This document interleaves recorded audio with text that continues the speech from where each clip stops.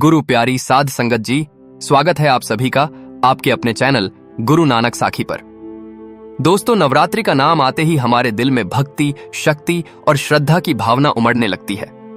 लेकिन क्या आपने कभी सोचा है कि कुछ लोग नवरात्रि की अष्टमी को सबसे शुभ मानकर उसी दिन कन्या पूजन करते हैं, जबकि कुछ लोग कहते हैं कि नवमी ही सबसे पवित्र है। और फिर पंजाब में परंपरा थोड़ी अलग है, वहां कई घर अष्टमी भी मानते हैं और नवमी भी। आखिर ऐसा क्यों है? क्या मां दुर्गा ने असुरों का वध अष्टमी को किया था या नवमी को? क्या कन्या पूजन की असली तिथि अलग अलग है या फिर हमारी आस्था ही सबसे बड़ा नियम है? आज की इस कहानी में हम आपको ले चलेंगे उत्तर भारत से लेकर बंगाल और पंजाब तक, जहां हर प्रदेश की अपनी परंपरा और मान्यता है। तो आइए शुरू करते हैं यह यात्रा और जानते हैं आखिर कुछ लोग अष्टमी और कुछ लोग नवमी क्यों मनाते हैं। यह जानकारी हम आपको सिर्फ समझाने के तौर पर दे रहे हैं। अगर हमसे कोई भूल हो जाए तो कृपया हमें माफ करना। हम आपको यह भी बता दें वीडियो शुरू होने से पहले कि सिख धर्म में व्रत या उपवास का कोई महत्व नहीं है। अगर जानकारी अच्छी लगे तो चैनल को सब्सक्राइब करना और कमेंट करना ना भूलना। तो चलिए कहानी शुरू करते हैं। दोस्तों, नवरात्रि का पर्व भारत के हर कोने में अलग अलग रंगों और परंपराओं के साथ मनाया जाता है। उत्तर भारत में सुबह होते ही गांव गांव, नगर नगर मां दुर्गा के भजन गूंजने लगते हैं, तो पूर्वी भारत, खासकर बंगाल में मां दुर्गा की प्रतिमाएं पंडालों में सजाई जाती हैं और डुगडुगी की आवाज से पूरा वातावरण भक्तिमय हो उठता है। ऐसी ही पृष्ठभूमि में हमारी कहानी शुरू होती है। एक गांव में रामकुमार नाम का युवक रहता था। रामकुमार का परिवार बहुत श्रद्धालु था और हर साल नवरात्रि में घर पर कलश स्थापित कर 9 दिनों तक व्रत रखा जाता था। अष्टमी आते ही उसके घर में कन्या पूजन होता था। इस बार भी अष्टमी का दिन आया और उसकी मां ने 7-8 छोटी कन्याओं को बुलाकर उन्हें भोजन कराया, उनके चरण धोए और उन्हें देवी का स्वरूप मानकर विदा किया।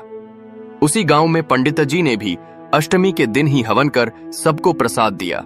दूसरी ओर उसी समय दूर बंगाल के एक नगर में सुब्रमण्यम नाम का युवक अपने परिवार के साथ नवमी की तैयारी में व्यस्त था। उनके यहां मान्यता थी कि असली शक्ति पूजा नवमी को होती है। विशाल पंडालों में मां दुर्गा की प्रतिमाओं के सामने धूप धूनी की खुशबू फैली हुई थी और भक्त जय दुर्गा, जय काली के नारे लगा रहे थे। सुब्रमण्यम के घर पर भी 9वीं तिथि को ही कन्या पूजन होता था। अब हुआ यूं कि रामकुमार का विवाह सुब्रमण्यम की बहन से तय हो गया। विवाह के बाद जब रामकुमार अपनी पत्नी के साथ बंगाल गया तो उसने देखा कि यहां सब लोग अष्टमी की बजाय नवमी को अधिक महत्व दे रहे हैं। यह देखकर उसके मन में संदेह उत्पन्न हुआ, आखिर सही क्या है? मां दुर्गा तो एक ही हैं, परंतु कोई अष्टमी पर पूजन करता है और कोई नवमी पर। इसका रहस्य क्या है? उसकी जिज्ञासा दिन प्रतिदिन बढ़ती गई। एक दिन उसने अपने ससुराल के पास ही रहने वाले विद्वान गुरुजी से मिलने का निश्चय किया। गुरुजी एक वृद्ध संत थे जिनका जीवन शास्त्रों के अध्ययन और साधना में बीता था। उनके पास बैठकर रामकुमार ने अपना प्रश्न रखा, गुरुजी, हमारे यहाँ अष्टमी के दिन कन्या पूजन और हवन होता है, जबकि यहाँ लोग नवमी को अधिक महत्व देते हैं। आखिर सच्चाई क्या है? हमें किस दिन पूजा करनी चाहिए? गुरुजी मुस्कुराए और बोले, बेटा, यही भारत की खूबसूरती है। एक ही देवी के प्रति अलग अलग भाव से पूजा करने पर भी सब मार्ग सही होते हैं। आओ, मैं तुम्हें विस्तार से समझाता हूं। गुरुजी ने पहले उदाहरण देकर समझाया। मान लो एक ही नदी गंगा है। हर प्रदेश में लोग उसी गंगा को अलग नाम और रूप में मानते हैं। कहीं लोग हरिद्वार में स्नान को श्रेष्ठ मानते हैं तो कहीं काशी में गंगा आरती को, लेकिन गंगा तो एक ही है। ठीक वैसे ही नवरात्रि की पूजा में अष्टमी और नवमी दोनों का महत्व है। फिर उन्होंने आगे कहा, पंचांग के हिसाब से कभी कभी अष्टमी और नवमी एक ही दिन आ जाती हैं। तिथि का परिवर्तन सूर्योदय से पहले या बाद में होने से भ्रम पैदा होता है। ऐसे में कोई अष्टमी को चुनता है, कोई नवमी को। दोनों ही ठीक हैं। रामकुमार ने पूछा, लेकिन गुरुजी, फिर परंपराएं इतनी अलग क्यों हैं? गुरुजी ने मुस्कुराकर कहा, बेटा, परंपराएं क्षेत्र और संस्कृति पर निर्भर करती हैं। उत्तर भारत में लोगों का विश्वास है कि मां दुर्गा ने महिषासुर का वध अष्टमी को किया था, इसलिए उस दिन कन्या पूजन और हवन को विशेष महत्व दिया जाता है। वहीं बंगाल और पूर्वी भारत की मान्यता है कि असुर का संहार नवमी को पूर्ण हुआ, इसलिए वे नवमी को विजय और शक्ति का दिन मानते हैं। इसीलिए दुर्गा पूजा के पंडालों में नवमी का उत्सव सबसे भव्य होता है। दोनों मान्यताएं अपने अपने स्थान पर सही हैं, क्योंकि दोनों ही मां की शक्ति और विजय की ही महिमा का उत्सव हैं। गुरुजी ने फिर एक और सुंदर उदाहरण दिया। मान लो तुम्हारे घर में 2 बच्चे हैं, एक का जन्मदिन सोमवार को है और दूसरे का मंगलवार को। क्या तुम दोनों का उत्सव अलग अलग दिन नहीं मनाओगे? लेकिन अंत में खुशी तो यही है कि घर में उत्सव है। ठीक वैसे ही मां दुर्गा की शक्ति को अष्टमी और नवमी दोनों तिथियों में पूजना शुभ है।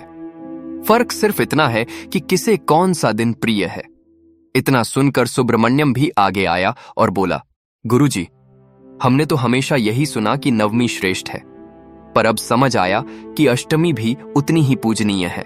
गुरुजी ने कहा, हाँ बेटा, और जो लोग दोनों दिनों कन्या पूजन करते हैं उनका पुण्य और भी बढ़ जाता है, क्योंकि वे मां की शक्ति को निरंतर 2 दिनों तक मानते हैं। इसके बाद गुरुजी ने शास्त्रों का उल्लेख किया। उन्होंने बताया कि मार्कंडेय पुराण में दुर्गा सप्तशती के पाठ के अनुसार अष्टमी और नवमी दोनों दिन हवन और पूजा का महत्व है। कहीं लिखा है कि अष्टमी को मां कालरात्रि की विशेष पूजा होती है, तो नवमी को मां सिद्धिदात्री की। इसलिए दोनों ही तिथियां आध्यात्मिक दृष्टि से महत्वपूर्ण हैं। गुरुजी ने एक आखिरी उदाहरण दिया। मान लो एक खेत है, किसान कभी अमावस्या को बीज बोता है तो कभी पूर्णिमा को। कोई नियम नहीं है कि केवल एक ही तिथि सही है। असल महत्व मेहनत और श्रद्धा का है। वैसे ही मां दुर्गा को अर्पित भाव ही सबसे बड़ा नियम है। यदि कोई भक्त सच्चे मन से पूजा करता है तो तिथि से अधिक उसका भाव ही फल देता है। रामकुमार और सुब्रमण्यम दोनों ने हाथ जोड़कर गुरुजी को प्रणाम किया। अब उनका मन शांत हो गया था। वे समझ चुके थे कि अष्टमी और नवमी में कोई भेद नहीं है, भेद केवल दृष्टिकोण का है। गांव लौटकर रामकुमार ने अपने मित्रों को भी यह ज्ञान सुनाया और कहा, हम सबको मिलकर श्रद्धा से पूजा करनी चाहिए। चाहे अष्टमी हो या नवमी, असली शक्ति तो मां की भक्ति में है। उस साल गांव में कुछ लोगों ने अष्टमी को, कुछ ने नवमी को और कुछ ने दोनों दिनों कन्या पूजन किया, लेकिन सबके हृदय में एक ही विश्वास था, मां दुर्गा हमारी रक्षक हैं। वातावरण भक्तिमय हो उठा और हर ओर से भजन गूंजने लगे। या देवी सर्वभूतेषु शक्ति रूपेण संस्थिता, नमस्तस्यै नमस्तस्यै नमस्तस्यै नमो नमः। इस प्रकार यह कहानी हमें सिखाती है कि नवरात्रि में अष्टमी और नवमी दोनों का समान महत्व है। कोई भी तिथि छोटी या बड़ी नहीं, क्योंकि पूजा की पवित्रता भावनाओं से मापी जाती है, न कि कैलेंडर की तिथियों से। चलिए अब बात करते हैं पंजाबी क्या मनाते हैं अष्टमी या नवमी। देखिए, पंजाब और हरियाणा में परंपरा थोड़ी अलग है, लेकिन भाव वही है, मां दुर्गा की आराधना। ज्यादातर पंजाबी परिवार अष्टमी के दिन कन्या पूजन करते हैं, जिसे कंजक या ज्वाला माता की पूजा भी कहा जाता है। इस दिन सुबह सुबह घर की औरतें पुड़ी, काले चने और हलवे का प्रसाद बनाती हैं। फिर 7 या 9 छोटी कन्याओं और एक छोटे लड़के को बुलाकर उन्हें देवी का स्वरूप मानकर पूजा की जाती है। उनके पांव धोए जाते हैं, माथे पर तिलक लगाया जाता है, उन्हें दुपट्टा या चुंदरी पहनाई जाती है और प्रसाद के साथ कुछ दक्षिणा भी दी जाती है। यह मान्यता है कि कन्याएं मां दुर्गा के 9 रूपों का प्रतीक होती हैं और उन्हें प्रसन्न करने से घर में लक्ष्मी, सुख, शांति और समृद्धि का वास होता है। परंपरागत रूप से अधिकतर पंजाबी घरों में अष्टमी ही प्रचलित है, लेकिन कई परिवार ऐसे भी हैं जो नवमी को यह पूजा करते हैं। इसका कारण यह है कि शास्त्रों में कहा गया है कि अष्टमी और नवमी दोनों दिन कन्या पूजन शुभ है, और जहां भी तिथियों का संदेह हो तो या आया अष्टमी और नवमी एक ही दिन पड़ जाएं, वहां नवमी को पूजा करना उत्तम माना गया है। इसलिए कुछ पंजाबी घर नवमी को चुनते हैं और कुछ दोनों दिनों कन्याओं को आमंत्रित करके पूजा करते हैं। कई बुजुर्ग कहते हैं, अष्टमी की भी कृपा होती है और नवमी की भी कृपा होती है। मां तिथि नहीं, अर्थ देखती है, यानी मां दुर्गा तिथि नहीं, भक्त की भावना देखती हैं। इसीलिए पंजाब में जहां अष्टमी को कन्या पूजन अधिक प्रचलित है, वहीं नवमी को भी मान्यता है। और कई परिवार दोनों दिनों पूजा करके संतोष महसूस करते हैं।